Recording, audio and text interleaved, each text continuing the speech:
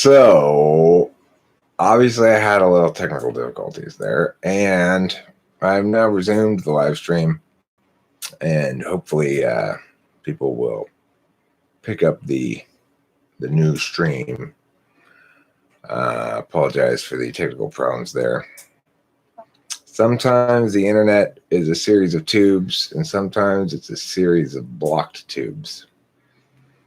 So that was the case in this instance. It was a series of blocked tubes, and I had to come try a new stream here. Anyhow, I've renamed it as well. It's Psychology Hoedown. Friday Night Psychology Hoedown Attempt 2. If you were here before, hopefully you'll find it again and be here again. And then together we'll learn, laugh, live, and love with a wondrous continuum of moisture. Let me test this. Continuum of moisture. Seems to work. Continuum of moisture is a good name for an album, maybe, or a book, a one-act play. The depth of my dampness is another good name for a one-act play by like a really dramatic NFP. No, Daddy! No! I screamed like that. Hi, Sheila W. Good evening to you as well. Welcome to the continuum of moisture. It's also known as the depth of my dampness. We're celebrating one-act plays tonight. And my first one-act play tonight was called Technological Failure. This is my second one-act play of the evening. And meow meow indeed, playing a catch-up. I won't get black mold. And that's good advice. Whenever I go to the store, I try to only get the green mold or the yellow mold, leaving the black mold to cause respiratory illnesses for other people. So anyhow, if you have any thoughts about psychology, questions about that, philosophy, typology, politics, religion, art, culture, advancements in medicine, technology, the world of clouds, or anything else, then please put said question in the chat and I'd be happy to answer it. Hey, the darkest one. Eric's looking for an any trip. Why don't you move your flashlight? That's good SE, good SI. It's good SITE there. Kim's always pointing out that if I have something that's like between me and the screen that I have to look around, I just leave the thing there and keep looking around like this. It's very annoying. Kim's like, well, move it out of the way, dumbass. So I do, usually. I'm looking for an any trip, correct. I need fuel for my any interplanetary vessel. And your letters and words provide said fuel, such that we may rocket along on a banterful conversation of Friday evening joy. Tucker Carlson has been pushing that weed causes schizophrenia. Are your thoughts? Okay, well, I read an article today about the book that's making that claim. The book that's making that claim is absurd in its argumentation. The only thing that it does is it presents instances of violent criminals who have used marijuana prior to committing violent crimes and assumes there to be a causal connection.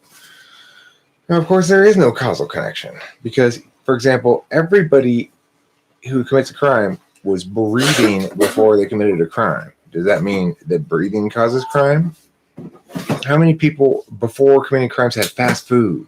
Does that mean fast food committed crimes? Well, maybe it's because poor people are more likely to eat fast food. You thought about that, No, it's not because fast food causes crime. We know it doesn't cause crime in any meaningful sense because here I am. What's it causing me to do? Sit here and chat with people on the internet. I've been smoking weed for 30 some odd years. So the point is, the whole schizophrenia thing, there is a link to certain kinds of mental illness and marijuana. That basically, the link is this: if you have schizophrenia, marijuana will aggravate it. If you don't have it at all, you run no risk of becoming psychotic. So that's what I understand the link to be. The reality is the data is mixed and all over the place on it, and it's not clear at all what's what. It could be that schizophrenia causes one to smoke more weed because they're self-medicating. I actually think that weed probably does contribute to mental illness for people who are already mentally ill. It probably doesn't help, but that doesn't mean that it causes it in people who aren't mentally ill.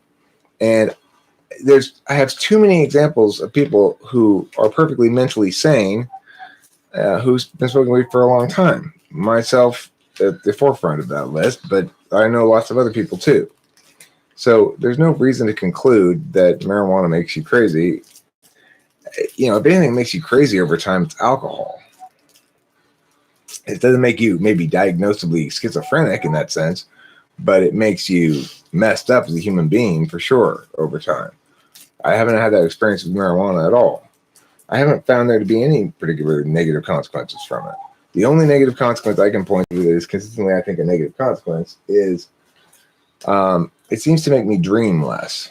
And I don't really like that, so I'd call that a negative consequence. Why do I think many people call Christians weak-minded? Well, I think there's a certain class of relatively weak-minded atheists out there who want to find a group of people to demonize and blame for things, and who sort of will personify FI justifications or failure to use TI adequately in certain circumstances, or failure to use TE maybe even. But those people who want to do that, they're intellectually juvenile. It's like, first of all, they're saying Christians are like this when it's not true that, every individuals have different relationships with religion, and groups of people have different relationships with religion. If you want to blame Islam because the average moderate Muslim in most Muslim countries still favors killing people for free expression, then fine. That's a fair argument to make. But it's not the case that most Christians justify their Christianity in the same way. You might find it to be the case that certain Christians who are evangelistic and literalists will argue in a certain way that atheists like, because it's easy to defeat and it makes claims outside of its proper domain, is why it's easy to defeat. So that's why those atheists choose to identify a group of people called Christians as being weak-minded, because first of all, they're only identifying individuals of a certain subtype of Christian that they think of as being particularly stupid, and that's what they're attributing Christianity's reasoning across the board to, and it doesn't work like that at all. How would you engineer types into AI? The question is, how would you engineer real AI without types? And I don't think that's necessarily possible. If you're talking about you want to get consciousness that's equivalent to human consciousness into an artificial intelligence, then okay, well, what is equivalent to human intelligence?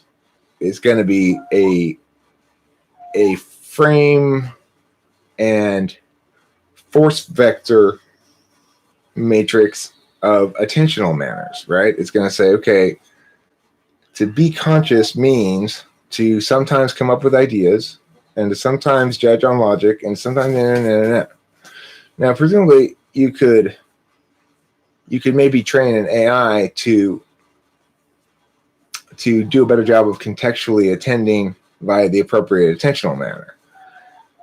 The thing is, for it to be conscious and aware, self-aware, and human-like in its consciousness, it would seem to me, though, it would need to have the teleology implicit in prioritizing some of those attentional manners over others. In other words, the reason people have values is because they have attentional priorities and attentional habits, and the values follow from those. So if you want an artificial intelligence to have values and be self-aware and self-understanding through values in the same way that that humans do, you'd have to kind of emulate that attentional matrix probably. And it's a great question. It made me have several insights there while I was answering it. LJ says she smokes weed every day and I'm an extremely productive human. I'm pretty productive too, you know? And it's true that you can't make, everybody has their own personal relationships with the various drugs and alcohol that they consume. And it's individuated depending on their experience and their nature and their areas of discipline and areas of lack of discipline and stuff like that. When I hear a song, and for no good reason whatsoever, I associate that song with a certain person. So whenever I hear that song, I think of that person who it reminds me of. What function is that? Well, I have more, first of all, my experience with that is the opposite. It's when I hear a name, it'll prompt me to think of a certain song. And, that's, no, the other one broke, so I had to end it. So then I started this one. If it says it's still loading, it's just, I don't know, it's ending or something. It didn't work. It broke down. This is the only one that's going right now. Sorry about that. It wasn't it wasn't my fault, but maybe I could have done something to prevent it. I don't know.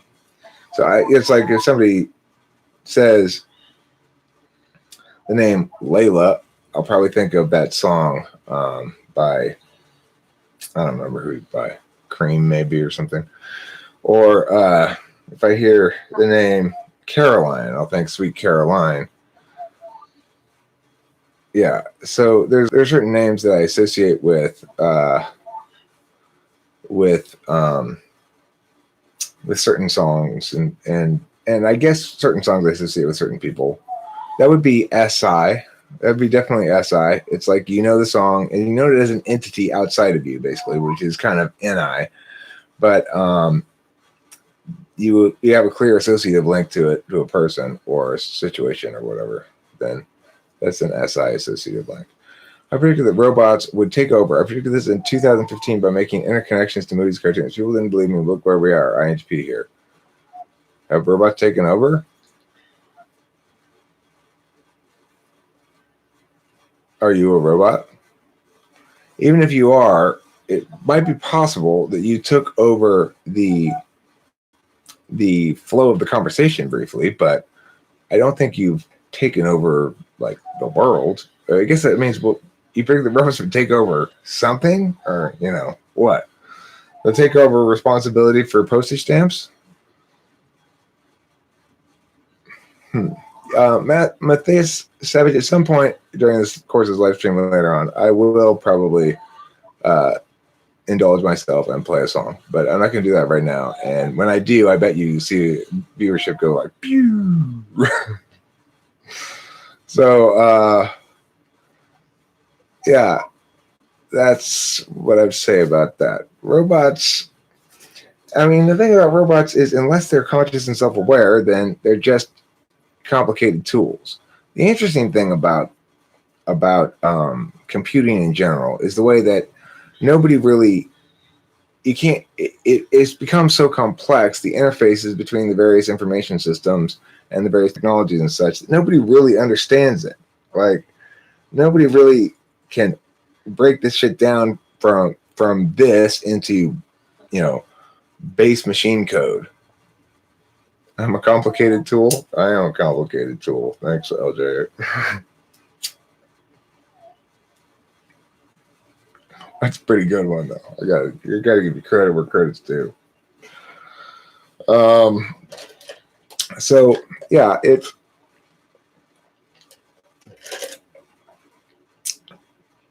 an interesting question about AI in general.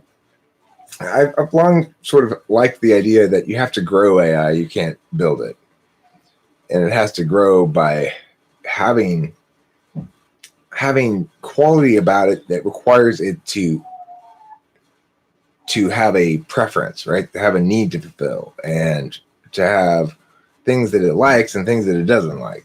You got to have that, or else you can't have a real AI. And to grow an AI, even if it were non-organic, would be much the same process, I think, as growing a human being. It might not take as long because maybe you could arrange it so it doesn't need to sleep. But even then, you wonder, okay, well, it doesn't sleep and doesn't dream and doesn't have any kind of unconscious life in that fashion. Is it really self-aware and and conscious in the same way that a human being is? So that's an interesting question. I mean, can you be self-aware and conscious as a human without having any dream component? Do androids dream of electric sheep? As Philip K. Dick once asked. He's a good writer, by the way. Popular with the movie making folks. Let me see if this is working. If anybody has any comments, questions, thoughts, whatever, please put them in the chat. I have a 12-year-old daughter that seems like she might be INFP, and I read they seem to deal with depression, suicidal thoughts more than many types. So any tips on raising a healthy INFP? You gotta love the INFP a lot. You gotta love them unconditionally, and you got to understand, especially if you're a thinking type, that that you make it clear to them that they live in an environment in which they don't need to logically justify what they want. That it doesn't hurt, but they don't have to. And their feelings are justification enough. And that you want to be there to facilitate their good feeling in general. Now, the problem is with teenagers is sometimes they've got no idea what's actually going to make them feel good. I would hope an INFP is a little wiser about that than an ENTP. But so you gotta watch out of it just indulging them, but at the same time, making it clear to them that there's nothing wrong with their way of calculating what's important and what's correct, even though it might seem at times like they're using the wrong calculus. If you are a TI user, then the FI might run afoul of you. Like, for example, Sheila, if you're an INFJ with third slot TI, then that's an absolute value for your own self. You want to achieve on TI, but your value for other people is NE. So you should have no problem valuing her for her creativity without condemning her for her feelings. And if you can do that, then she'll turn out fine. Is it true that the dominant function is to the user fuzzy on what it's doing, but can recognize that it's there? I would say that's pretty accurate. I mean, you don't have the kind of familiarity with it that you do with a tool you turn on and off. So it's very clear when you're using TI and when you're not using TI to me. It's very clear when you're using FE and not using FE to me. And SI the same. And I can imagine it's less clear when I'm not using NE, except to think, well, it's when I'm using SI. And so in that regard, I have a less clear sense of what it would be like to use as a tool function than, say, an INTP or an INFP does. They understand what it means to turn on and off extroverted intuition, to not always have possibilities pop into mind. It's your nature and in some sense, your real id, right? Like, it's not in a Freudian sense per se, but in the sense that it's like underneath it all, it's what kind of beast you are. It's the color of your stripes.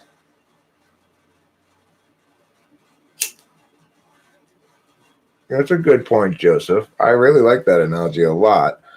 Dominant function is like using your dominant hand. You may have terrible penmanship, although you were using your dominant hand. Same goes for your dominant function, I'd say. But I think that the key thing in that analogy there is, I like it a lot, but it's that it may appear terrible to somebody else, right? My penmanship is not terrible to me if I can read it. And if I'm the only one who has to read it, then that's fine. But my penmanship matters if somebody else has to read it. So it's true that, like, I might extrovertedly intuit in ways that are not presented for maximal utility to others. But it's not a fault of my penmanship per se. It's a fault of self-indulgence.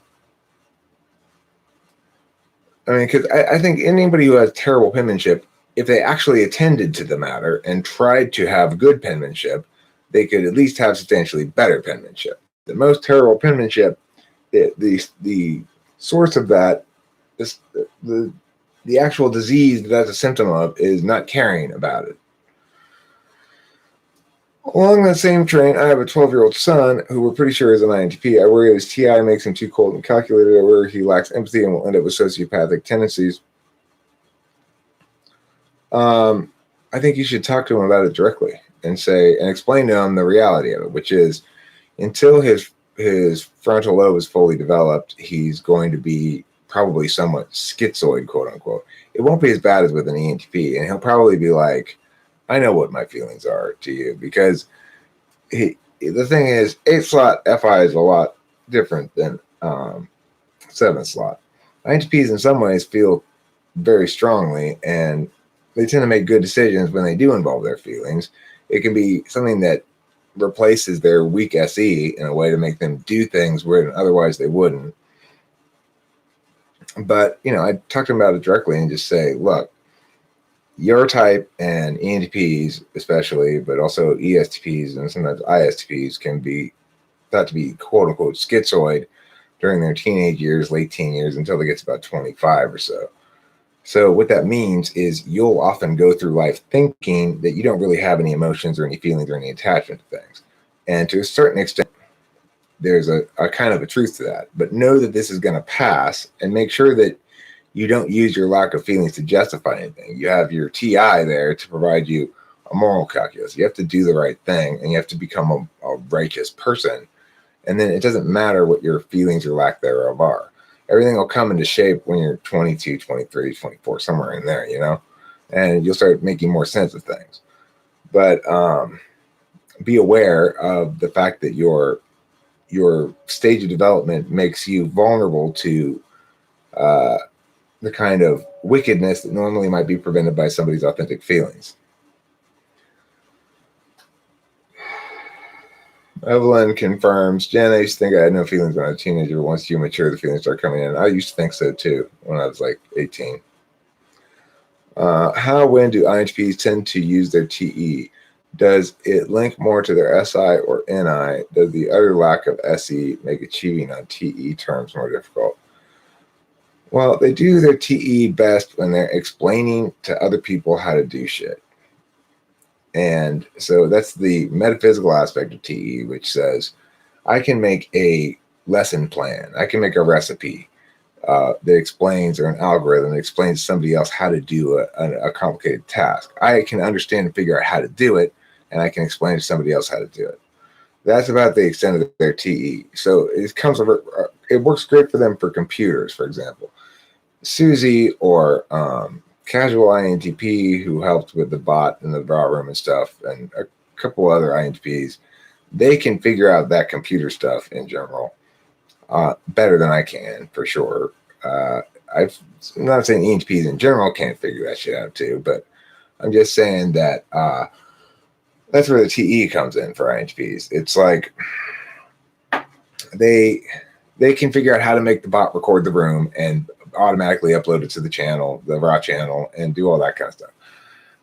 And then they can explain it to me. Like Susie explained to me how to do end screen stuff, and I'd never really noticed that thing before. I need to try to do that now a little bit more. So, yeah, let's see. LJ, I saw my parents last week, and my dad said to me, I thought you never had friends growing up because you didn't realize how to make them, and now I realize you're just because you would be happy being alone. He's apparently concerned for years. I mean, I guess some types are happy being alone. I don't know. I'm not. ENTJs seem to tend toward toxic versions of their type much more commonly than other types. You found that? I don't know if that's true or not. I think that people who are sensitive are probably going to find their their ways more offensive than other types. I actually have a question. I was asked a question in a video the other night about who's a smart typology community person, and I couldn't really think of anybody, which was kind of like I didn't like being. That was one instance where I was like, I don't really want to be put on the spot here. I typically just try to answer things. But I did think of one. Chad Crandall is a really smart guy. He wasn't necessarily smart about cognitive functions. I don't necessarily agree with him about those sort of things. He stopped making videos about that. But regardless, he's a very smart guy. And I've had some conversations with him, and I'm very impressed with him. He's an ENTJ and a very smart fellow. And yeah. So let's see here. I remember in the last stream you said that you thought I was either ENTP, INTP, possibly INFJ. What do you think I'm an intuitive type? Well, the kind of questions you ask, kind of statements you make, everything you say in the comments tends to be pretty insightful. I mean, it tends to resonate right in my wheelhouse. So you're either doing that for INFJ reasons or because you're thinking much the same way as I am. I experience TE with any because a lot of times I give them a few options of how to attain something, usually a bunch of contingency plans. Okay. Yeah, so that makes sense as well.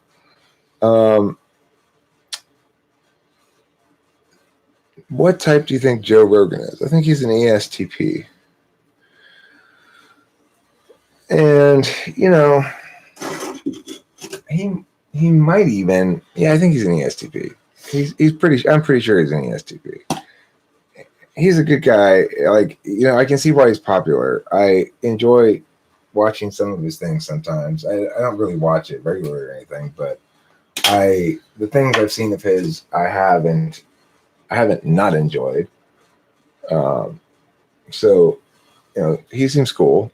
And Kim's here too, if anybody wants to ask her any questions or comments. What? He's trying to be all introverted. Okay, well,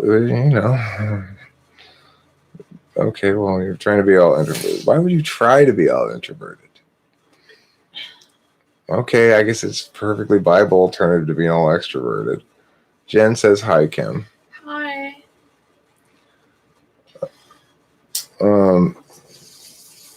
As does Joey Joe Shabadoo. Yeah, hi.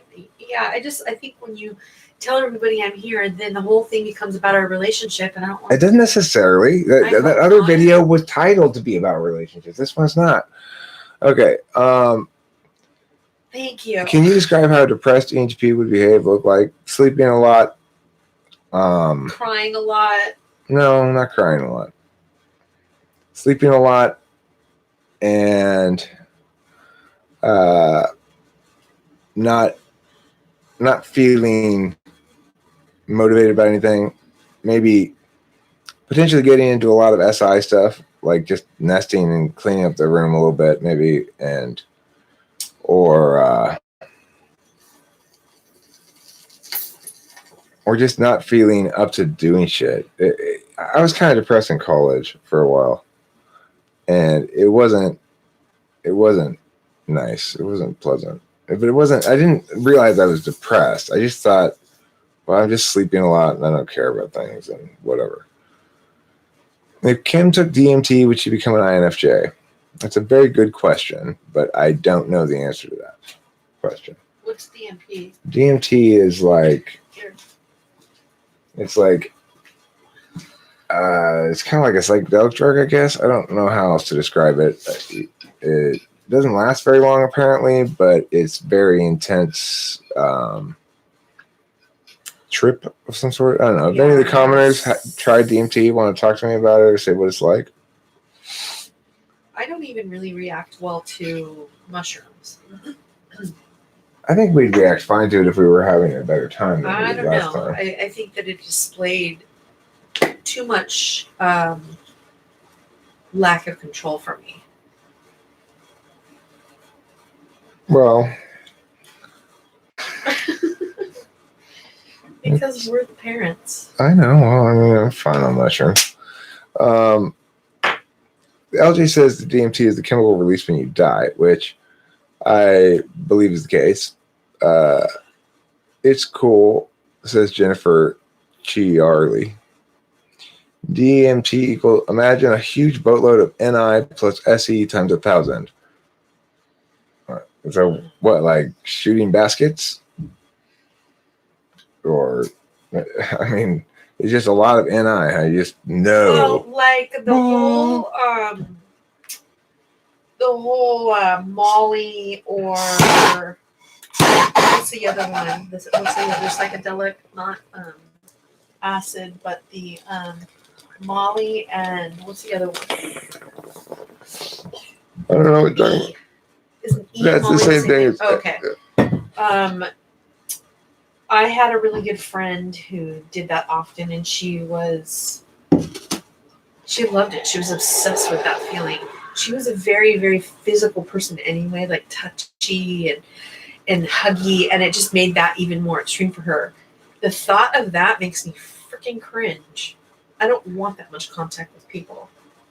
Like, I want to wear a hula hoop around my whole body every day and put a sign on it that says, stay within this distance. Stay within this personal distance of me. You mean stay outside? Yeah, stay outside of it. Well, I mean, but presumably you take it with me. I still would say stay. You wouldn't. It's different when you're on the stuff. If you get real good ecstasy, you feel like an angel. You feel like an angel's pooping on your face. No thanks.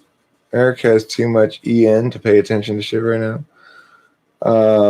Kim, LJ feels the same as you. Doesn't want people to touch her. Yeah.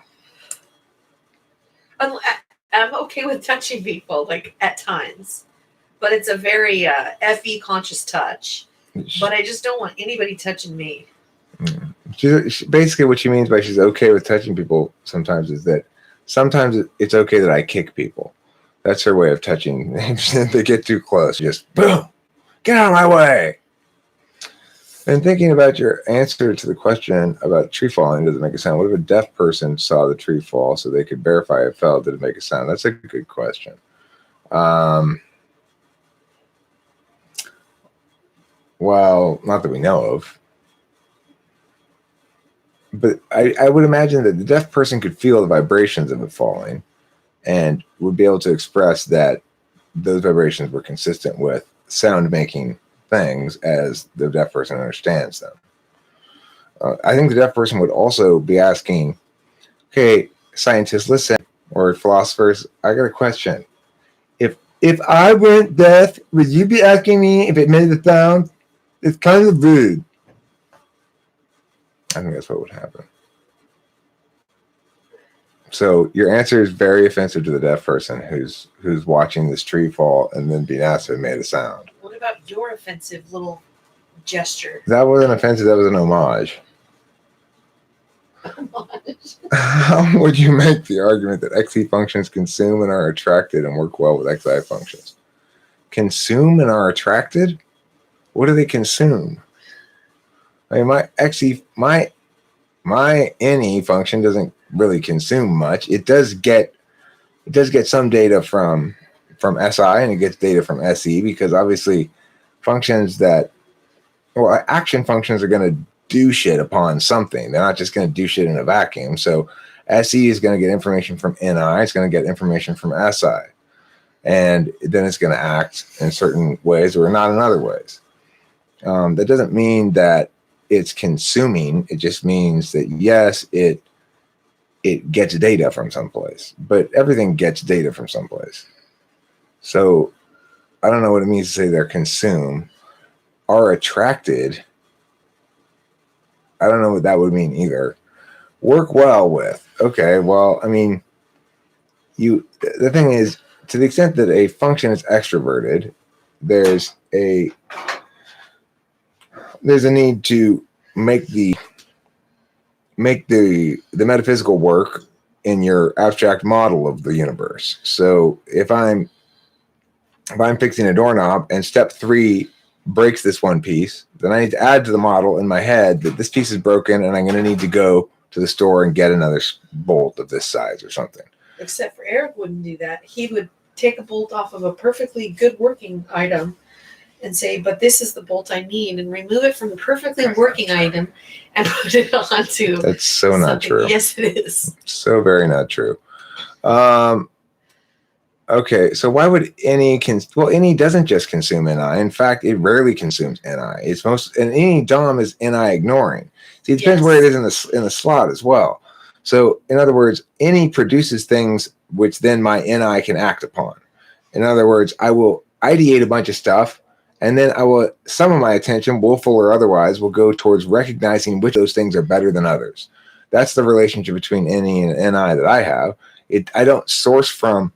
The only thing I use NI as a way in terms of data source is to identify that something's not new, not creative, not original, in which case I'm ready to work off of that. Or that something is the status quo, in which case I'm ready to work off of that. But it's not the case that any consumes NI at all.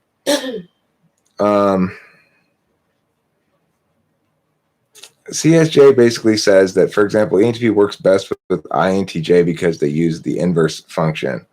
I'm basically verifying whether or not it's a valid point. ENTP doesn't work badly with INTJ, but it's true that, for example, ENTPs and INFJs, if their work is to sit around and talk about ideas, then INFJs and ENTPs will work great together. Because, like, let's say that this were a job that I were doing and getting like the equivalent of a full-time salary out of it or something. And let's say it was sufficient to fund 2 such salaries, and there was me and there was a co-host, and it was an INFJ.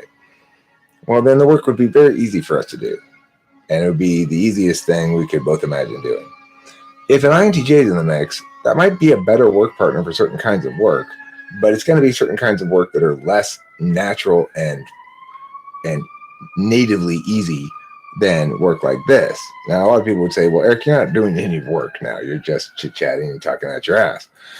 Well, that's true. But if it, usually the criterion that people say is if it pays money, then it counts as work. So we're imagining, again, in the beginning of this is somehow 2 salary supporting, okay?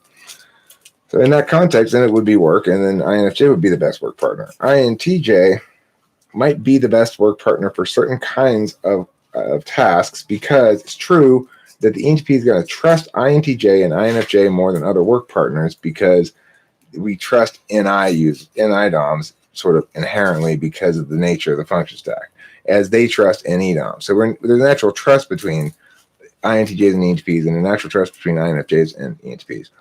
But whether or not they're the best person to work with depends on the kind of work being done.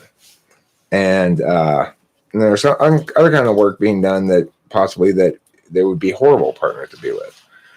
If I needed to get some archiving and stuff done like that, which is more of an SI kind of experience work, then I would obviously prefer to have an SI user. So I think that's the answer to that question. In terms of work partners, people who get along well might be good work partners, but they might not get shit. They might not be good at the kind of work being done when they're paired together. So it's very contextually specific. Joseph, let's see. Thoughts on an ESFJ ISTJ relationship? Did you eat her? I mean, the problem with that is the polar FE of the ISTJ is going to run afoul of the ESFJ's nature.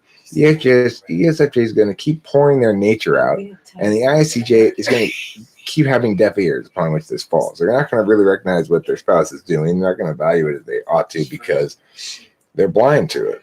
I think anytime you got one person's dominant as the other person's polar, you're in trouble. Joseph House says, man, I want to start a socionics cognitive function psych class in the university. That'd be an awesome class to teach. Yeah, that'd be a fun class to teach.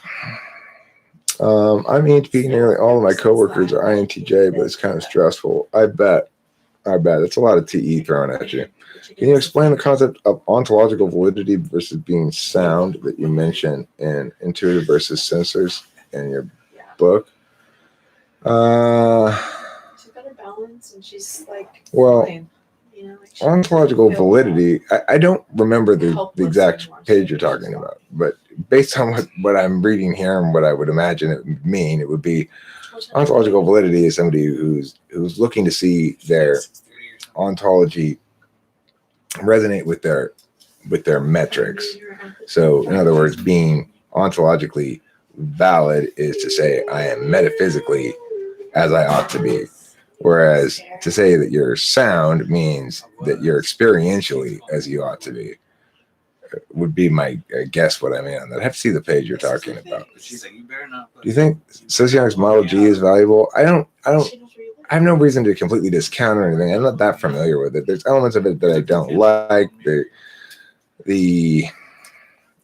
a couple things I don't like about it. The blocks. I don't like their redefinition of conscious and unconscious. It's not that it's exactly conscious and unconscious, but Jung has it right, basically. The front of the stack is willful or intentional, and the back of the stack is non-willful or unconscious, or whatever you want to call it. So that's what I think about that. Intuitive being ontologically valid and sound, and sensors being ontologically sound but invalid, right? And there being a lot of conflict between that. It's like, how can you be okay with these meanings not lining up right? Well, how can you be okay? Because right now is right now, and I'm experiencing shit. You know, it's an interesting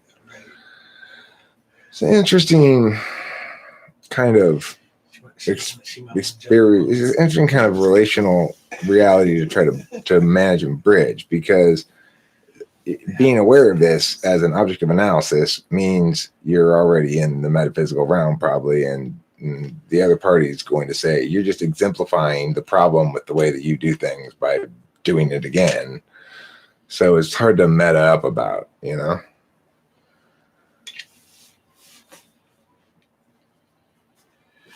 Yeah, well, I guess when you throw the word ontologically in front of it, it becomes a term of art and therefore redefined. Yeah, you know how that goes. What is any and NI? I read a Wikipedia article which said NI was an objective way of looking at ideas and NI is a subjective way of looking at ideas. That's not true at all.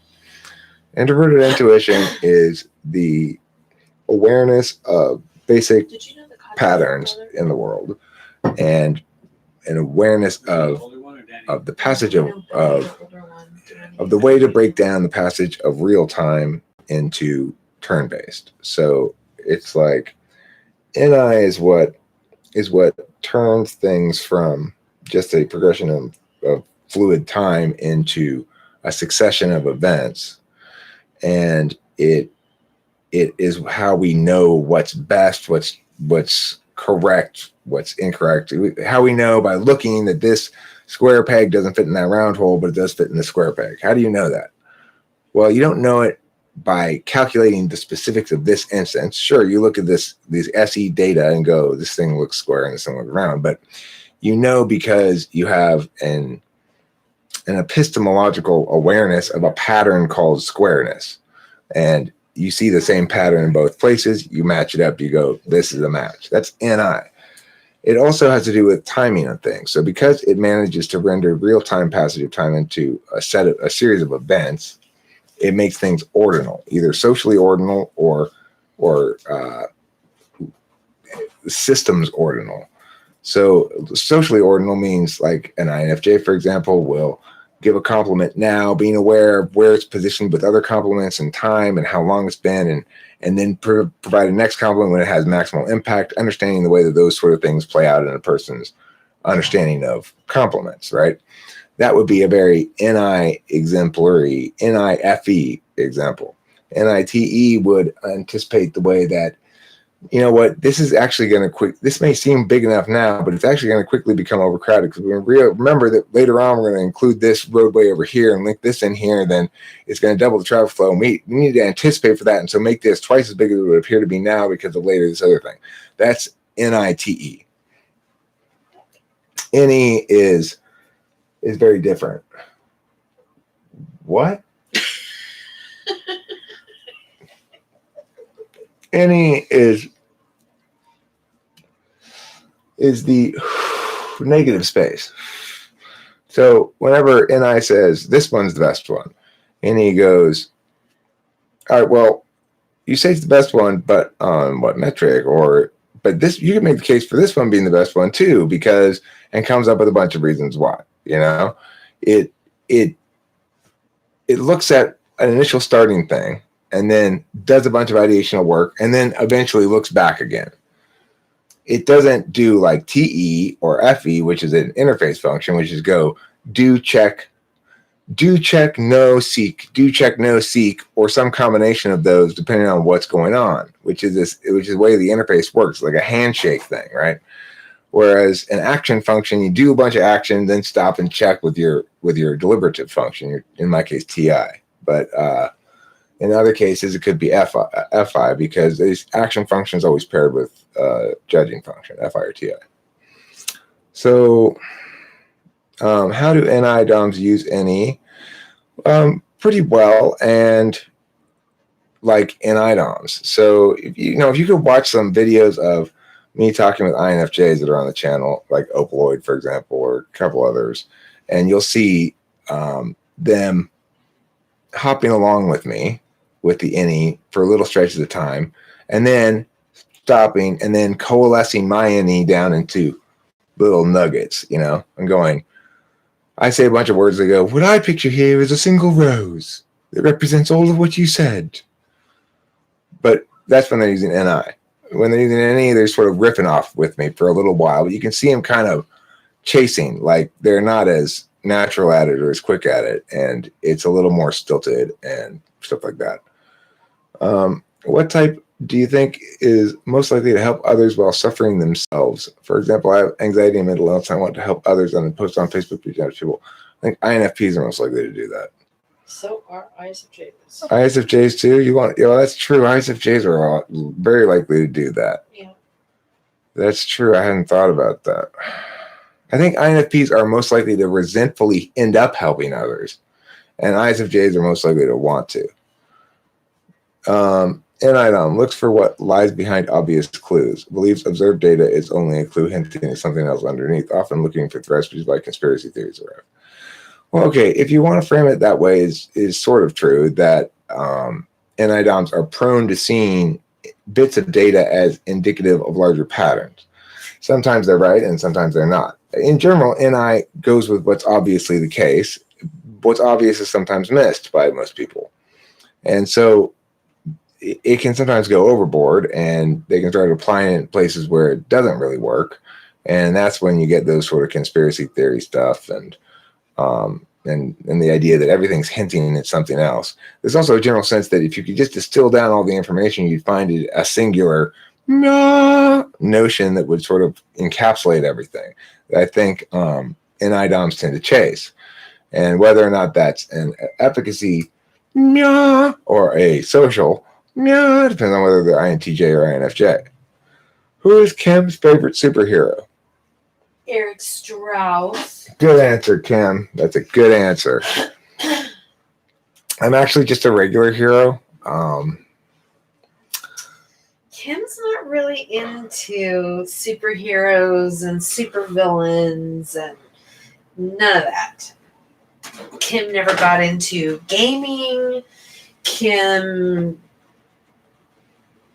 maybe watched a little bit of Powerpuff Girls, but that's about the extent. Clive and Longsight says, in terms of my NE use, mostly to be clever in conversation or come up with artistic ideas, especially for role-playing games, but NI always tries back to try to have an underlying source connection. NI never wants NE to have the steering wheel for long. And it's the opposite for me. NE never wants NI to have the steering wheel for long. And it's because if I'm doing NI stuff, then I'm paying attention what's existently true. It's like I sent you truth has to exist for NI to I sent you a picture. To grasp it, but I'm looking for things that don't yet exist, that are new, and things that I can create that don't already exist. You may hear some people say things like, there's nothing new in the world, everything's been done before. That's an NI notion. That's not an NESI notion at all. So NESI goes, sure, there's plenty of new things. Okay. No, it'll just be put some of this poop on top of this tortilla and wear it as a hat. There you go.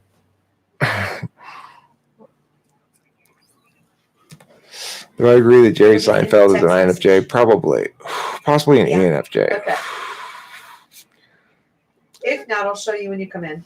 He's got If not, I'll show you when you come in. he's got a kind of Or I'll show you on Sunday.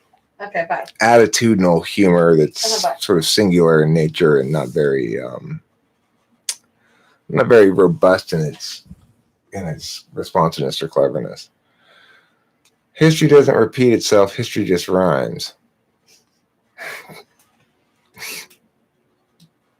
Well, I mean, that's a good notion. I mean, history doesn't exactly repeat itself, but history, in other words, as history unfolds, we see echoes of previous instances of history and new instances of history. That doesn't mean that they're identical, but it certainly they express patterns and general rules that we can deduce about the way humans interact and what things we ought to trust and not trust in terms of proposals, institutions, and so forth. So I guess that's the idea behind it: is that it's not identical. It's just but patterns still display and are meaningful. You think Seinfeld's an ISTJ? Have you ever tried airplane food? It's bad. It's like his kind of joke. Ooh, you are hilarious. What types are most likely to experience lucid dreams? Mostly lucid dreamers. Non-lucid dreamers less likely to experience them, and non-dreamers entirely not at all likely to experience them. Now, interestingly, the population of people known in the federal government as dreamers, well, they're no more likely to be lucid dreamers than any other kind of dreamers. What's the striped thing behind my shoulder? That thing? That little painting? It's a painting I made when I was like 20 years old. Why are you saying what thing? The painting? Like you just made an assumption and then answered the question. You don't even know if that's what they're talking about. Oh, this striped thing. Yeah. It's a pillow. It's this weird makeshift bed that he made for Red, thinking she'd sit in it. She's not interested. She sits in it fine. No, she doesn't. She jumps out of it.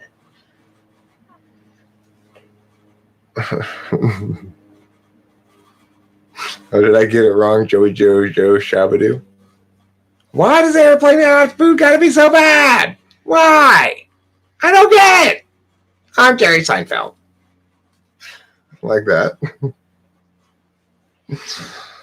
When I'm doing Jerry Seinfeld, I can't help but doing Andy Rooney. Have you ever noticed that airplane food isn't very, very good? I have. It's not like it used to be. It used to be better. Now it's not so good anymore. I'm Andy Rooney. That was great, Andy. You absolutely slayed that one. That was absolutely brilliant. Yeah. What is the deal with C.S. Joseph anyway? Have you heard about this? When I was younger, things used to be better. C.F. Joseph wasn't around yet. Now he is. What's up with that? I'm Andy Rooney. Here's another check for $50,000, Andy. That was genius.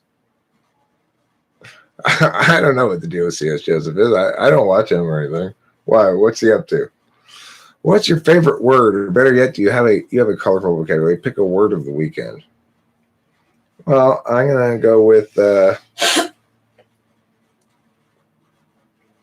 effervescent.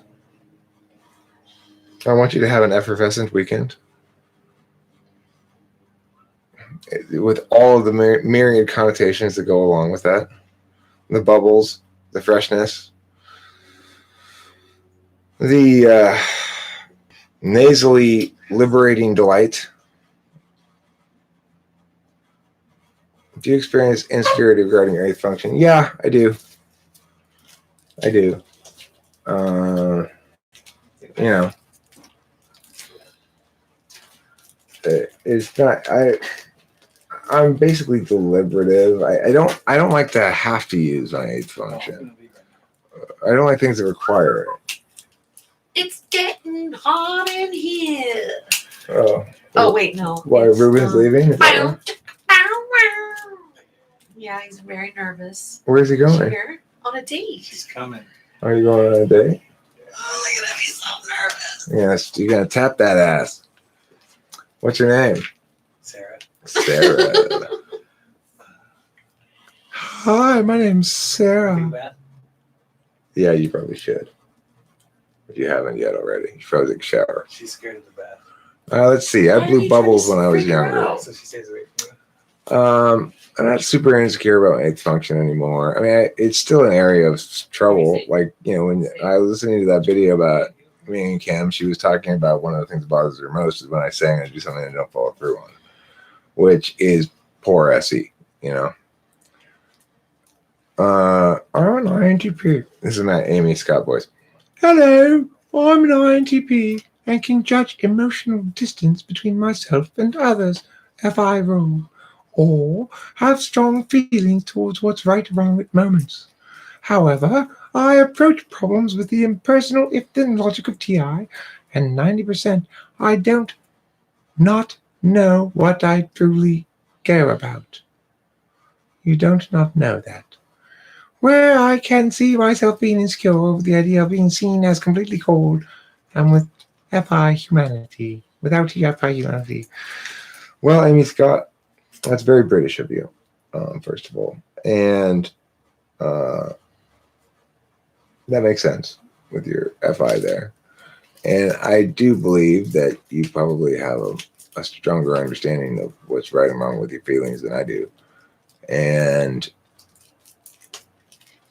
I mean, I don't really know what it's like to have FI anywhere but the polar. So it's always a challenge for me to imagine having role function FI, for example. Well, how do you even use it? It's like, what's it for even? But that's just my blind spot. So I just somehow can't quite get my brain around it. Do you think intuitives will be respected one day in the educational system and society as an intuitive feel lonely? I think certain kinds of intuitives are already respected in the education system. I think to a certain extent they're over-respected in the education system, and it's not fair to types that aren't intuitive in certain kinds of intuitives.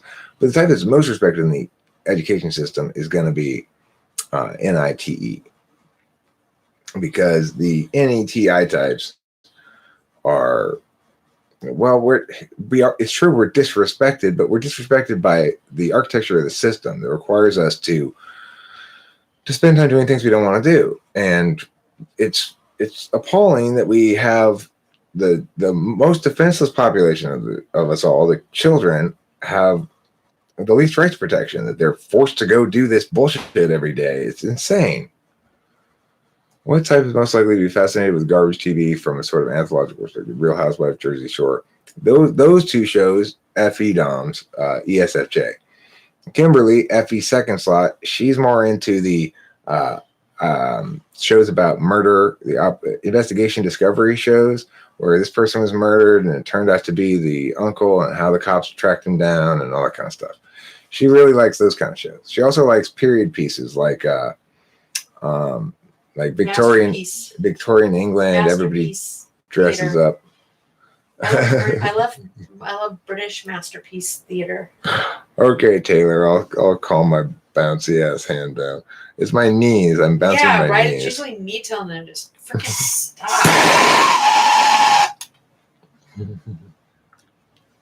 Sensors, noticing shit like that.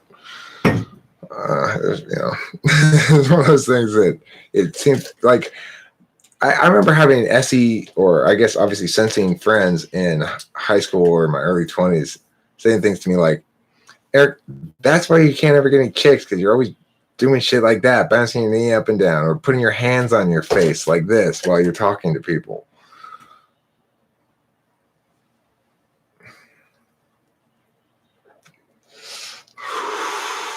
It was good advice, right? It was pretty obvious to somebody paying attention to the data, but to me, it was just like, I wasn't thinking about the fact that for some reason I was talking to people like this, you know. I was just thinking about what I was saying. I'm sorry to hear that, Taylor. Perhaps you needed some police lights on it to prevent it from being stolen.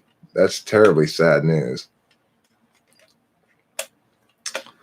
I would say, what I'm going to do is I'm going to smoke a memorial bong rip for your Mapcast torch, okay? This bong rip, it goes out to that torch, and I hope it breaks in the hands of whatever thief absconded with it. So with this bong rip, do I curse thieves of Taylor's torch?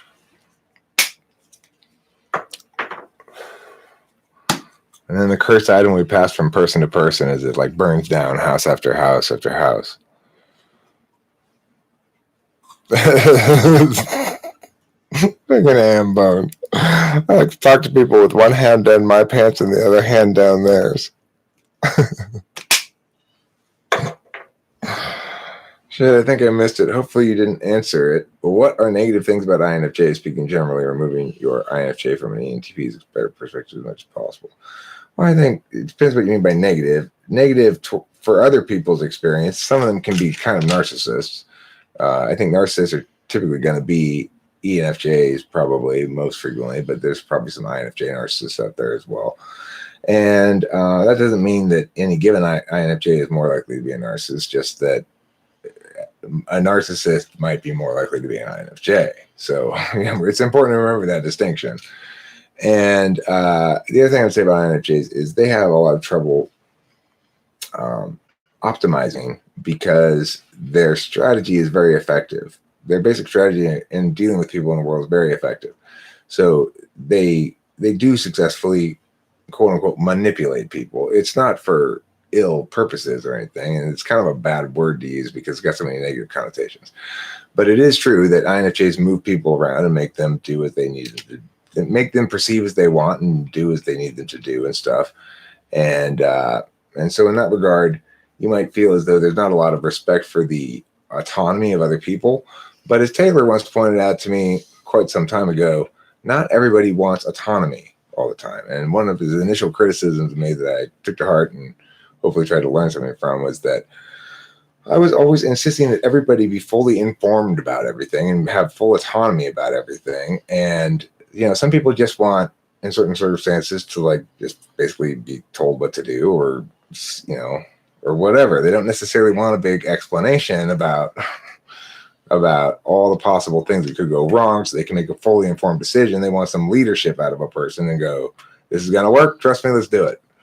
So, that's one of the things I've learned talking with Taylor about stuff. I've learned quite a few things. He's made quite a few insightful comments.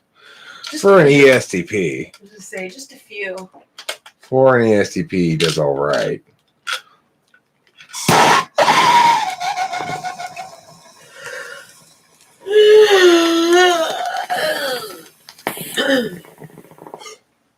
So for them, optimizing is going to be learning how to stop doing what works so much, which is always going to be a tricky proposition.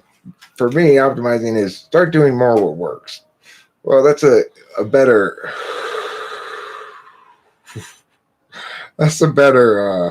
approach in general, I think. You're more likely to make progress with that.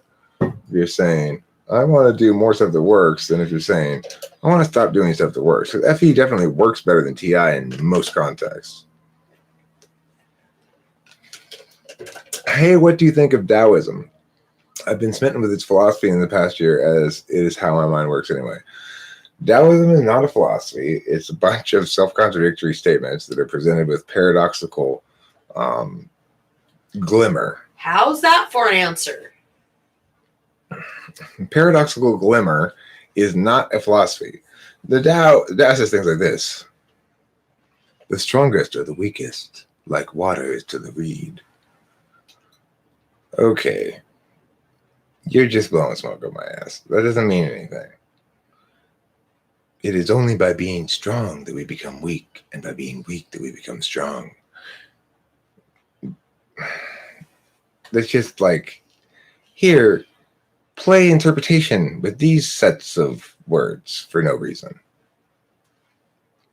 Those things aren't philosophies. They're just self-contradictory statements. Yes, the inside of people's pants is where you want your hand to be. That's right, Hambone. Thank you for clarifying on that. And SMRT, I Am So Smart. Yes, I've read the book Tao of Pooh. It's a lot cuter than an Eckhart Tolle book, and just as meaningful. And actually, today is National Winnie the Pooh Day. If anybody was interested in knowing that. Today is National Winnie the Pooh Day. I didn't know that. So, Yeah. ticker please, that's my pot of honey. Any tips on how to stay committed while working, studying as an ENFP and EDOM in general? Well, first, busy yourself with watching some live streams. Okay, go and chat a bit, get it out of your system. Okay, that's important. Were First of people all, expecting serious answers Uh, from you? so I'll take a shot of honey for poo. That's a good idea, Sheila W. Now, there's an NI notion right there. Honey shots for Winnie the Pooh Day has a serious chance of like becoming a Facebook meme or something. All right, you take your Winnie the Pooh shots, and I'm going to take tequila shots. Okay, And let's see who has more fun. I will ultimately once I get you drunk.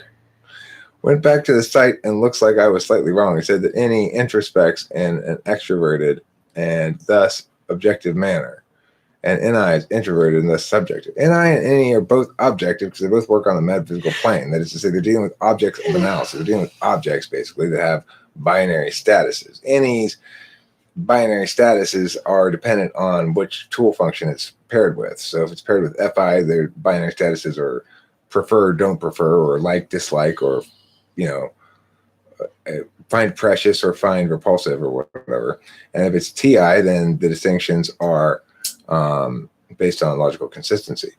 With NI, it knows holistically the truth of things, or the rightness, or not really correctness, but the rightness of things, like the right path to take, the which of these one poems is good, and out of these 4 of them are trash, one of them's good, which one's good, and NI will tell you which one it is. And you might say, well, that's not really an objective truth.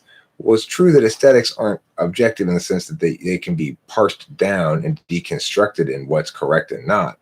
But I think it's fair to say that there are plenty of objective truth statements that can be made about art or aesthetics. It's objectively true that certain songs are better than others. I mean, you might say, well, that's a matter of opinion. But let's say you're talking about mostly tone deaf person who's just learning to play the guitar and has made up a terrible song. Well, you might be able to argue in certain contexts that it's because of its weirdness or adorableness or something that it's somehow better on some metric. But if you're actually evaluating them song by song, it's pretty clear that one is way better than the other, right? And there's you can argue subjectivity all you want, but if you want to argue that it's really subjective, then prove it by listening to the terrible song all the time and never listening to the good song. And then I'll believe you, right? So the reality is NI is objective in the sense that it's dealing with objects of analysis, objects on the metaphysical plane. It's not subjective in the sense that it's not dealing with experience. Now, the other means by which we use the words subjective and objective are as interested or disinterested calculi, or as sets of data that are accessible by third parties or inaccessible to third parties. So if I'm talking about a disinterested, interested calculus, then really only TI and FI are either objective or subjective. If I'm talking about it in that capacity, TI is objective, FI is subjective. If I'm talking about a data set, well, then it's not any function really. I'm referring to something external. It's a data set that either can be referenced by everybody, or one that's internal, it can only be referenced by one person. And so in that case, I'm using objective subjective in that sense. But if I mean it is an objective analysis versus a subjective experience of analysis or something. I mean, I don't know. The problem with people using those words, they don't normally define them well. And so I am left to define them and explain that means this if this, this if this, this if this. Eric, what is your favorite Death Grips song? I don't know the Death Grips. If I were to pick a favorite Death Grips song, it would be the Vulcan Death Grip. Taylor's already the resident psycho. Well, random Elias is actually a psycho with a K, which is a little bit different.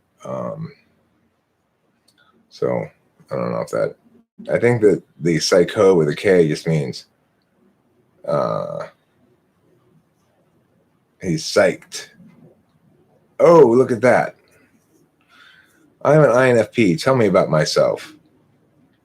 Well, you like moisture and you have lots of ideas about things that you never follow through on and do because you got no SE and you've got third slot SI. So you really, really, really want a life that you really, really, really like and you really find precious. And you've got a lot of important criteria to meet. And sometimes somebody might come along that might seem like the right person, but you have to think a lot about it because your feelings might be different in a while and you're not really sure. And, well, would you describe yourself as this or this, Shivy Pop? Well, it really depends because I can't imagine because I have feelings that are not linked to this precisely. So I just kind of really could say anything and answer it as this kind of question because it doesn't link to anything. You're like that. You have ADHD and see both sides of every situation, lol. Okay, well, congratulations. You will never get anything accomplished. I'm just joking. You can get plenty of things accomplished. Just got to use your TI a little bit. That's your role function. That's where the accomplishment comes from. Or get yourself an ESTJ boyfriend who does what? Who bosses you around productively, okay? You have to make sure you audition your boyfriends for ability to boss you around productively, which means you have to respond well to it. So find the kind of boss you want to find. INFPs, they have an inherent desire to be bossed around. They don't like to admit it, but it's true. They want to be bossed around. Oh, he's ENFJ. I don't know about that. Go ahead and get divorced. Wrong type. Divorce time. File papers. You're done. INFPs should not be with the ENFJs. Why? Well, INFPs have as their absolute value for themselves SI. That's polar for the ENFJ. It's going to be a problem. INFPs have a very conflicted relationship with their sixth slot NI, which is countervalued. That's the ENFJ's tool function. That's going to be a problem. And, INFP by and large ignores the dominant function of the ENFJ FE and vice versa because they each have their fifth function as the other's dominant. ENFT. What's an ENFT? I don't know what that is. I don't know what an ENFT is. I just know that it's pretty great. I'm an extroverted, intuitive, feeling thinker. I feel, I think, I intuit all day, every day. ENFP and INFP. Shivy Pup, one more mess up and you're out of here. Yeah, that's right. One more. You get one mistake. Yeah. One. Okay. ENFP and INFP, you guys probably get along fine. I can't imagine you really get a whole hell of a lot accomplished. Not much TE there. I mean, Kim and I get along fine without any TE, but we got TI to replace it. Not that it does us any good. We have people that come and stay with us and do our TI for us. The TE. Guessing you've never done martial arts, Eric, or you understand how trying to hold with strength can end you, but yielding to get a better position can deliver the win. No, I do get that. I get how we can take any paradoxical statement and interpret various meanings like that out of it. I'm not saying that they're inherently meaningless insofar as it's impossible to interpret them in meaningful and somewhat revelatory ways. I'm just saying once you pulled that trick once, it doesn't really impress me much anymore. And just pulling it over and over again and calling it a philosophy is silly. You're not actually saying anything. You're letting the person doing all the interpretation themselves and feeling like they've gleaned some insight from this little mental exercise, but that's all it is. It's like a Zen koan.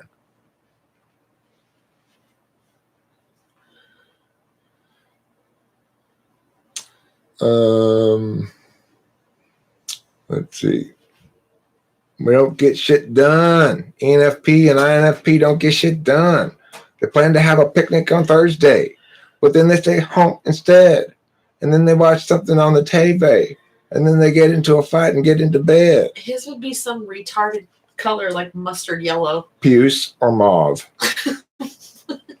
Puce or mauve? I'm not sure. It's a toss-up. It'd be mauve. His lightsaber now is mauve. I've got a mauve lightsaber. Hey, baby. You know what color my lightsaber is? This is a good pickup line, by the way. No, what? Mauve. Mauve as fuck. You want to see it?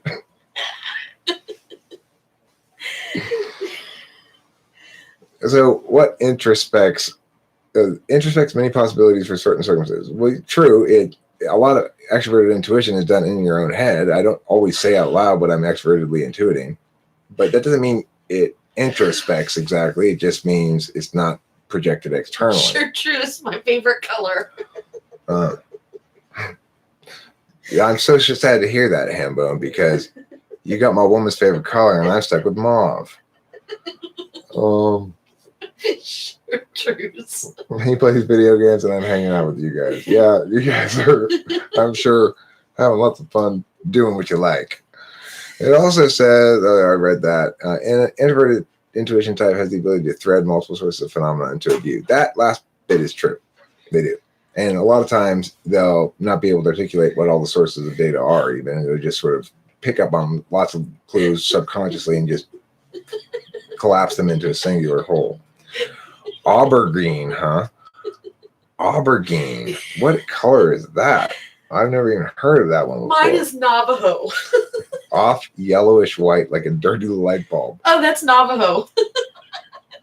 Navajo or oatmeal. It's called oatmeal. Yellow oatmeal. Yellowed oatmeal. Jaundiced oatmeal, we could call it. What type us most likely to overanalyze their own thought processes? INTP.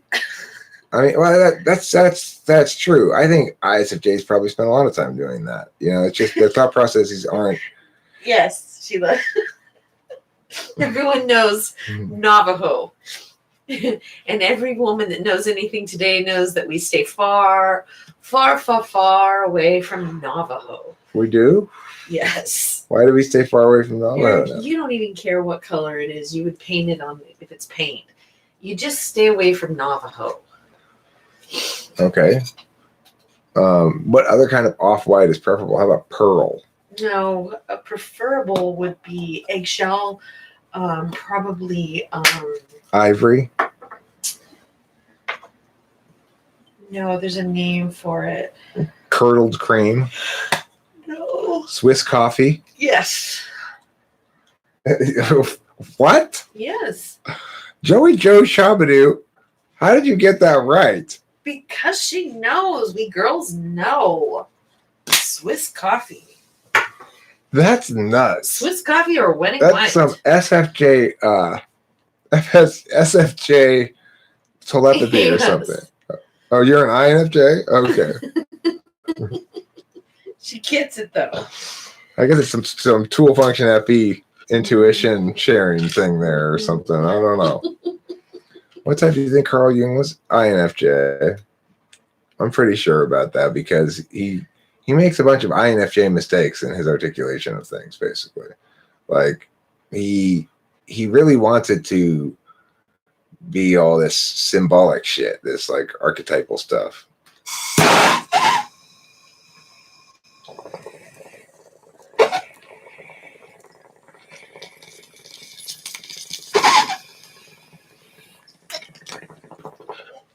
Let's see.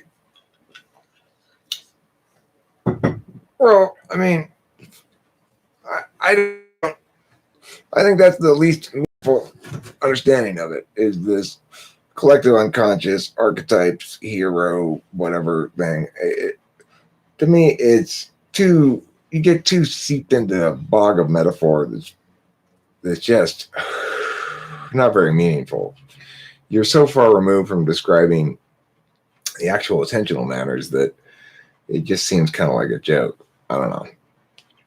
I actually kind of make an effort to not make more fun of it. You know, like wrongness. Hambone? Is wrongness a drug? I also think that remember I was telling you about what's his name that documentary that we watched on what's his name? What's his name? His name started with an A. A documentary we watched? We're watching the documentary about the young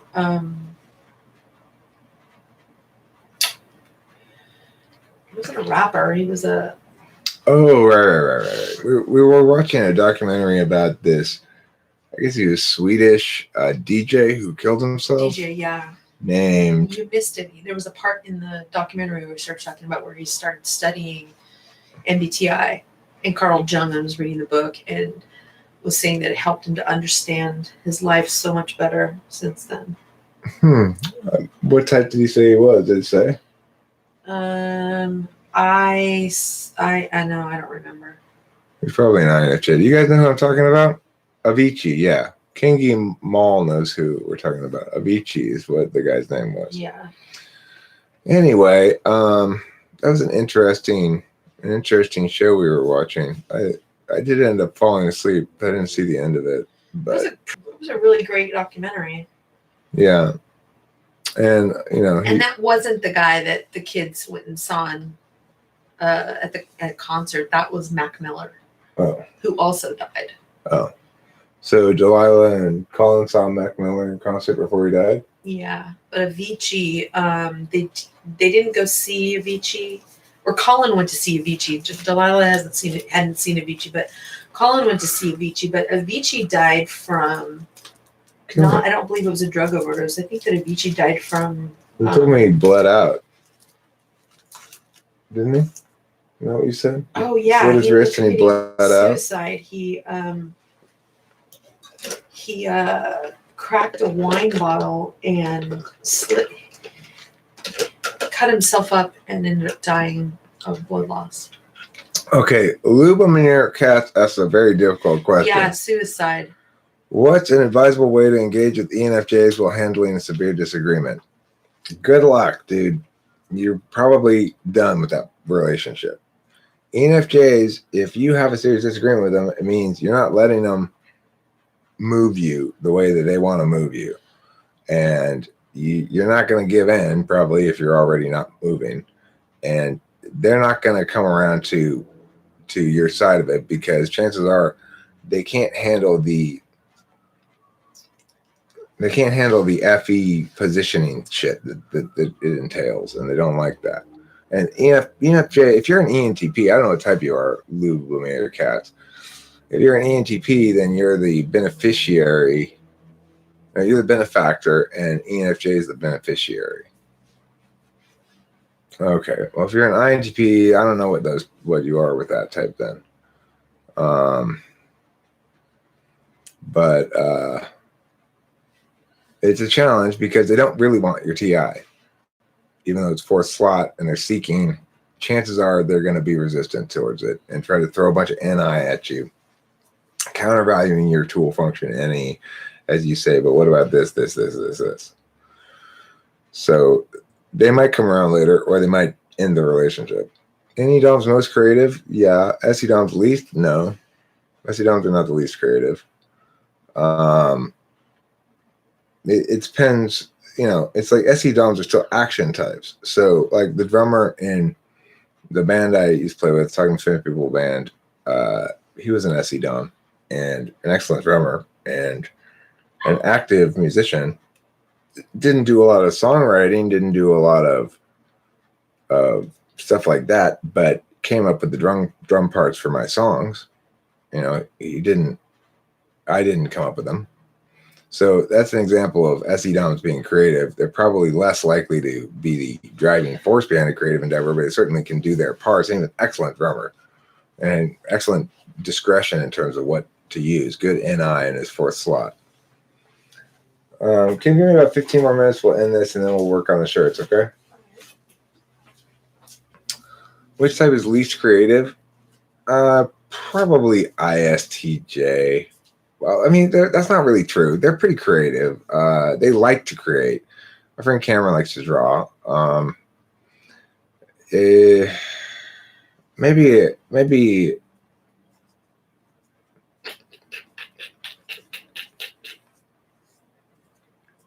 I mean, I don't think ENTJs are very likely to be creative. I don't think ENFJs are very likely to be creative. Everything's always in the scope of some big idea with those types. So, what constitutes valid philosophical structure to me? Well, I mean, I think it's got to account for and acknowledge the limits of language in terms of whatever it is it's talking about. It ought to that we ought that we're fundamentally constrained by the reality that there's an observer behind everything. That we talk about aspects of the world or aspects of metaphysics as being existent external to any observer often, that no such thing ever could possibly be, because observation is a prerequisite to everything else. So to me, recognizing that and understanding the nature of language and what it does, and the fact that there are sort of locutionary meanings and illocutionary meanings to everything, which is to say, underlying everything that somebody says, there's an individual teleology for that beyond the meaning of the words. And so in that regard, we have to accept these aspects of reality as constraining how, and to the extent we can, meaningfully use words to understand reality. And that's, I guess, the best answer I can give to that off the top of my head. What would be the best way to determine if you're INTP or an ISTP? Okay, Andrew Parsons, here you go. Once upon a time, in a very rainy forest in Washington State, there lived 2 wolves and a small beaver. Now, the small beaver was an orphaned beaver. It was very young, but the wolves decided to raise it as their own. And they fed it every day with milk from their respective bosoms. They were both female wolfesses whose male wolf companion had recently been killed. So, they weren't really lesbian wolves, but they both just weaned their own children and sent them away, but they still had a little bit of milk left. So this beaver started pulling the milk back out of the teats of the wolves. Anyway, they were named Lydia and Gladys, the 2 wolves, Lydia and Gladys. So Lydia says to Gladys, this beaver is not our responsibility. I don't understand why we're taking care of it. And Gladys says, well, I really have a lot of affection for this little beaver. It looks really cute, and it blinked and smiled at me, and so I think we should raise it. And the little beaver was like, yeah, listen to Lydia. I mean, listen to Gladys. Don't listen to Lydia. And Lydia is like, you shut up, little beaver. We're having this conversation adult to adult. Children need to stay out of it. And then Gladys says, don't talk to. And Gladys says, I mean, don't you talk to Beaver Jr. like that? All right, now, you, Andrew, continue the story, adding details as I just did, and find out what happens. If you've already started that process before I even told you to do that, if you already were starting to think of ways in which the story could go and things you would include in the story that I didn't include or whatever, then there's a decent chance you're an INTP. And if you were to be able to type right now and go, and then blah, blah, blah, blah, blah, and finish the story out with a bunch of shit like that, then that would mean you're probably almost certainly an INTP, not an ISTP, if you are correct about choosing between those 2 types. So if you think that this exercise sounds very difficult, or making up a story on the fly like that sounds impossible, then you're probably an ISTP. If I ask you, give me 5 reasons to invade Canada, and you go, more land, and I go, and that's it, you can't think of anything else, you're an ISTP. Could a brain injury cause personality to change? Yeah, sure. I mean, if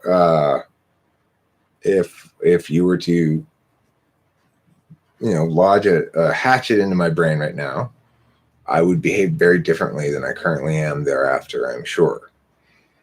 I'm not sure I really get Taoism. Not that you're required to. Well, I mean, this is the problem with it as a philosophy. If I'm not getting it, then explain its core tenets to me in ways that aren't paradoxes that I'm supposed to interpret some mystical resonance with. Is it an argument or not? Does it make clear moral claims or not? If it's not, then it's not an argument, and it's not really saying anything. It's not a philosophy per se. It might be considered a religion, but it's not giving any particular prescriptions or normative statements about what's good or bad or right or wrong. To the extent that it is, you're interpreting those out of the text. You can't cite the text and say this definitely means this or the other thing. So what is it exactly? It's like a way to prompt intuition. So, thoughts on Stephen Mockingeu as a philosopher? I don't know who that is. I'd assume ISTPs tend to follow through on one thought more, while INTPs keep flipping between multiple perspectives in their heads. That might be the case, but that's not a good way to test that, probably, because then you're asking them to self-describe. Whereas if I give them a little task like that and say, can you do this? They're more likely to accurately assess themselves. Stephen Molyneux. I've heard the name. It sounds very familiar, but I don't know what his thoughts are, or what particular thing I'd be commenting on. I don't know what his deal is.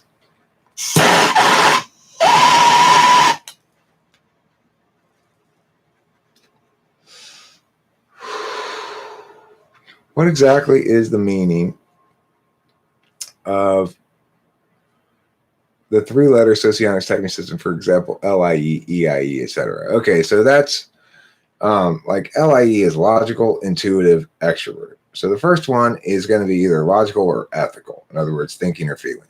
The second one is going to be either intuitive or sensing, I or S. And then the third one is going to be extroverted or introverted. It turns out, if the reason it's like this is because you don't need 4 letters. You only need 3. You need to show that the person's, so for me, I'm LIE because I'm a logical, intuitive extrovert. The fact that I'm logical comes first because that's the order of the letters, not because it's the order of the functions. The fact that I'm intuitive comes second because that's the order of the letters, not because it's the order of the functions, but it does tell us that my first 2 functions are NE and TI, and then the third one tells us that the extroverted one is first.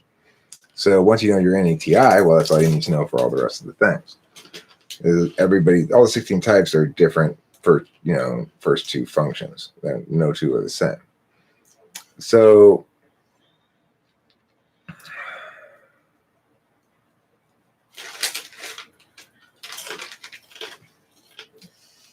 let's see. I didn't really automatically start trying to think up more to the story, but I was trying to think of how it was going to relate to what type I am. Like, will I have to pick a beaver or relate to one?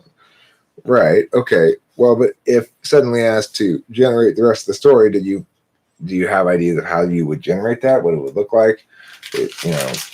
Or are you unsure? If when I ask the question about Canada, how many ways can you come up reasons, distinct reasons with distinct warrants to invade Canada?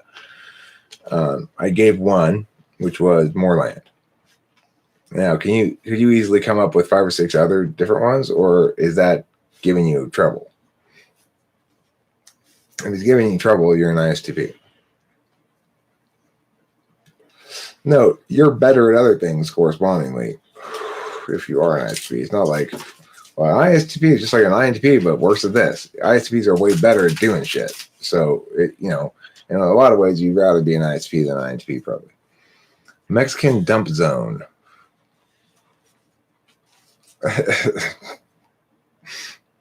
Okay, well, I guess if we're deporting Mexicans, then we could put them in Canada. But then Canada would be part of the United States if we took it over, so we'd just be burdening the northern states. More blood for the blood god. Good. Hambone, good. Because the blood god is where we get Christmas presents from.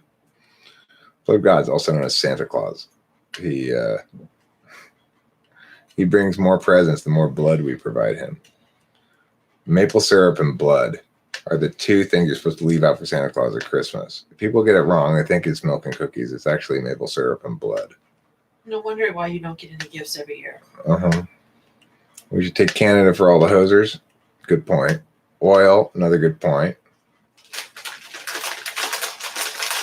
Do something about the beaver infestation. Tax base, sure. Nice. Better hockey teams. People who care about curling. We need people who care about curling. How are we ever going to win curling in the Olympics if we don't get some Canadians beating Americans?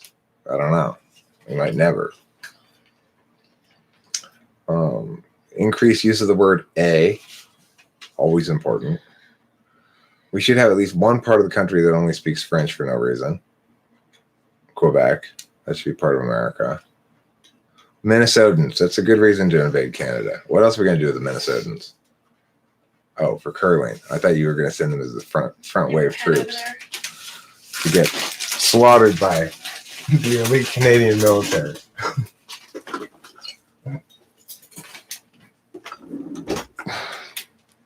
Right. And politeness. They're impervious to cold and politeness. If you don't speak French, they spit in your face. It's true in Quebec. It's true in Paris. True everywhere you go. Trudeau, but he's so young and handsome. Everybody loves him.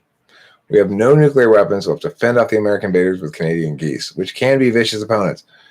It's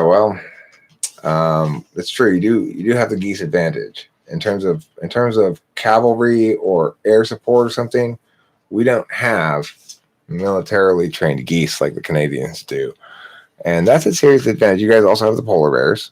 Granted, we have some grizzlies we can bring into the fight if we wanted to. I don't know if our grizzlies would fight your polar bears or if they just eat the geese. I guess it doesn't really matter. We probably won't go nuclear. Don't worry about it. We might nuke Quebec just to rid ourselves of that problem. Yeah, okay. Well, that is a tricky attack. All of our grizzly bears fall down by virtue of the slipperiness of the goose poop, allowing your goose poop resistant booty wearing polar bears to take down our grizzly bears and proceed on into Minnesota, where they ravage the population. So, I mean, those are called acceptable losses. Those are the kind of things that you expect to happen in warfare. Yeah, sure. We lose Minneapolis to polar bears. Okay. It's worth it. We got Saskatchewan. We got all of Saskatchewan now. That's where all the Sasquatches are. Once we harness the Sasquatches into our army, watch out, Mexico. What type would you like to spend a Freaky Friday as? What's a Freaky Friday?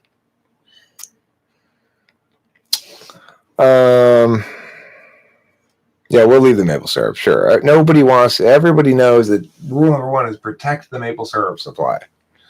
It's Canada's one main claim to fame. They can have Al Franken. Sure, they can have them. More baby foreskins for women's beauty products. Is that what we make makeup out of? Baby foreskins? I didn't know that. Huh.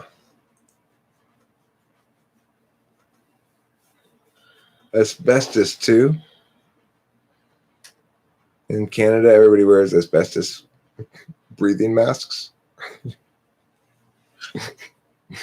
Oh, I gotta spray some paint in here, eh? Better put on my asbestos mask. That's how I get the mesothelioma. Canada is known for producing asbestos. Really, I didn't know that. Yeah. Okay, well, Freaky Friday is in a switch. I guess I had become ESFP. I'd be a wanton ESFP.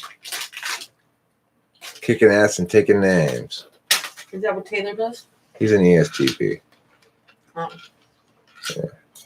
All right, I'm going to draw this to a close because I got to help Kimberly with these shirts, and it's getting, it's almost 7. It's after 7 p.m. It's getting pretty late. So thanks all for being here, and I hope you enjoyed the live stream. And I didn't. It was very boring tonight. Thanks, Kim. And of course, please don't forget to eat everybody's well-established, most important dairy product. Sheila. Bye, Sheila. Cheese. Bye, Sheila. Thank you. You have a lovely night, too. You as well, Hambone. And Cosmic Pinch Star, you go ahead and experience your Taoist truth as much as you want. I don't mean to shit on it. You know, be strong by being weak, be tall by being short, whatever.